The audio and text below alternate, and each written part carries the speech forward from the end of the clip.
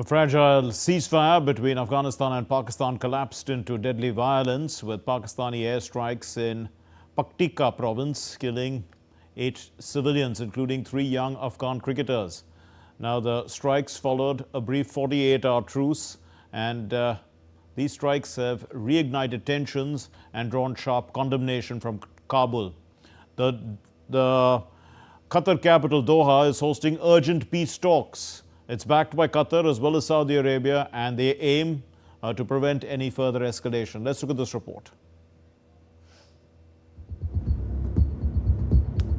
The latest border clash between Afghanistan and Pakistan occurred at Paktika province, where Pakistani airstrikes killed 8 civilians, including 3 young Afghan cricketers, Kabir Aga, Sibghatullah and Haroon. The attack came shortly after a brief 48-hour ceasefire and has escalated tensions between the two nations. Pakistan claims it was an act of self-defense. These infrastructures were used to plan and facilitate terrorist attacks against Pakistan. Our targeted and precise defensive response was not targeted towards the Afghan civilian population. Unlike Taliban forces, we exercise extreme caution in our defensive responses to avoid loss of civilian lives. The Afghanistan Cricket Board condemned the strike as a cowardly attack and withdrew from an upcoming Tri-Nation series with Pakistan and Sri Lanka in protest. Prominent Afghan players, including Rashid Khan, also denounced the incident, calling it immoral and barbaric. International experts say this is not a religious issue.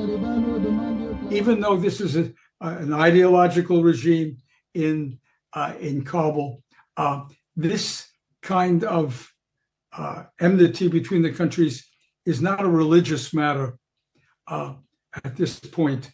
And so I don't think that is going to be a problem that can't be overcome.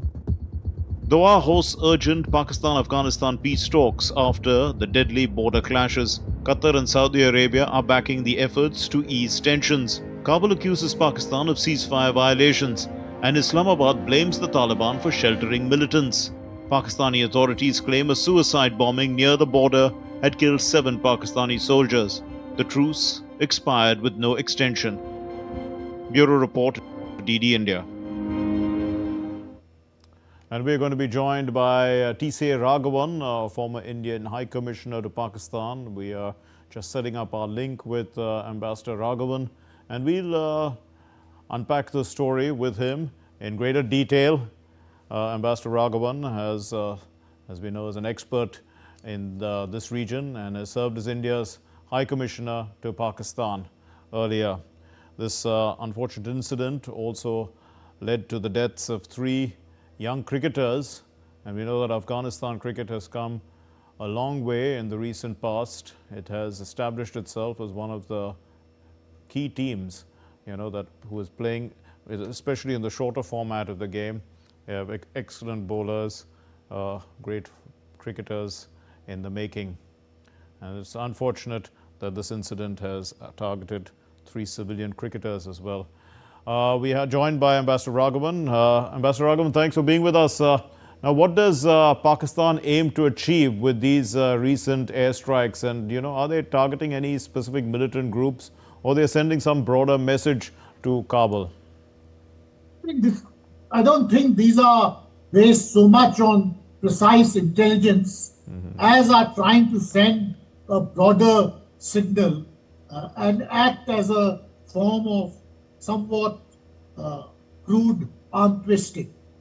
Essentially, the differences between the Taliban government and the government of Pakistan have continued to grow over the past few years. The efforts made to resolve these differences or to reduce the magnitude of these differences has not succeeded. The government of Pakistan claims that the Tehreek-e-Taliban Pakistan is using Afghanistan as a sanctuary and carrying out major terrorist attacks. The government of Afghanistan says that we have nothing to do with these, and this is an internal issue of Pakistan, which is being blamed on us. The Pakistanis, in an effort to pressurize the Afghans, have used 3 principal tactics.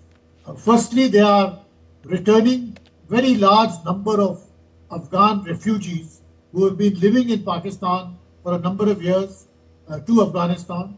Secondly, they are closing border crossing points and border checkpoints as a way of using trade as a means of putting pressure on Afghanistan. And finally, they are resorting to military action and kinetic action. Right. So we saw, Ambassador Raghavan, that the visuals of our story also showed that there were a lot of people who came out for the funerals, and I mean, there could be outrage, civilian outrage. Not that the Taliban can, really matters. Doesn't take care too much about it.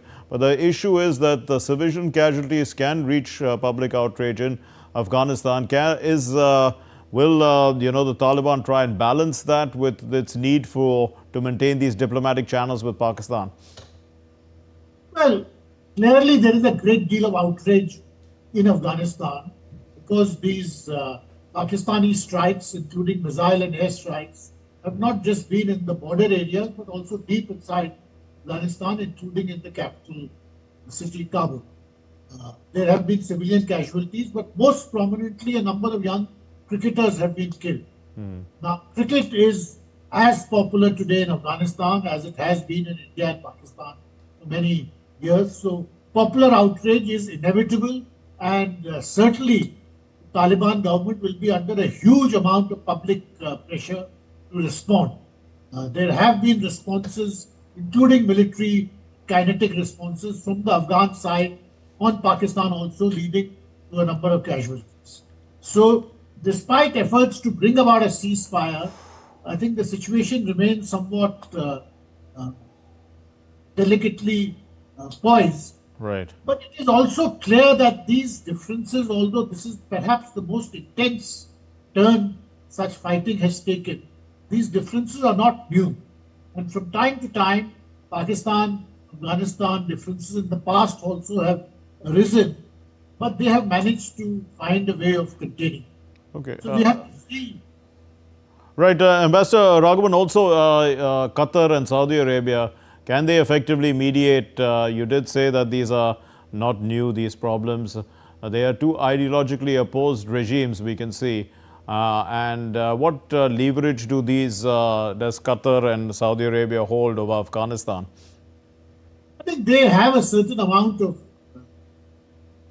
leverage over both countries, but the extent of that leverage should not be exaggerated. I think the larger point is that finally both the Afghans and the Pakistanis know that these clashes and these strikes and these kinetic actions are essentially tactical in nature. They will not change the basic equations which exist between the two countries, and they will have to find a way of managing these differences.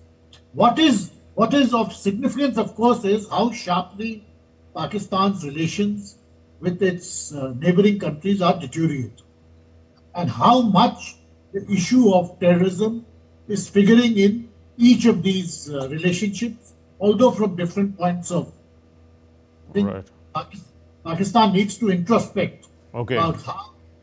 And will the Doha mediators be looking, to put in place a longer-term ceasefire to prevent future broader escalations? And is international pressure enough to get the parties to commit? And also, what happens if the talks fail, and how will it impact India? Well, there is no direct impact on India because these clashes are taking place on Pakistan's western borders. That is some distance away from India. The point is that Pakistan is accusing Afghanistan of harboring terrorists while it faces the same charges by India. It is therefore incumbent upon that country to introspect about how it has used terrorist groups in the past and how these terrorist groups have become a real milestone around its neck now. I don't think international pressures or third countries can play a role in this beyond bringing about a ceasefire, because in the end, it is for both these countries to recognize the source of the difficulties and the source of the differences, and then try to find a way of containing these difficulties. Right, we leave it there. Thank you very much, Ambassador TCA Raghavan, former Indian High Commissioner to Pakistan. Thank you for unpacking that story for us.